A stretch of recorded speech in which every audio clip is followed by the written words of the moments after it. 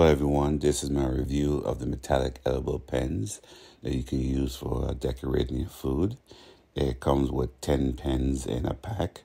The colors are gold, silver, rose gold, red, green, blue, brown, dark green, purple, and black. Each pen has dual tips, a brush on one side and fine tip on the other side, so you can use it however you need it to make your decoration.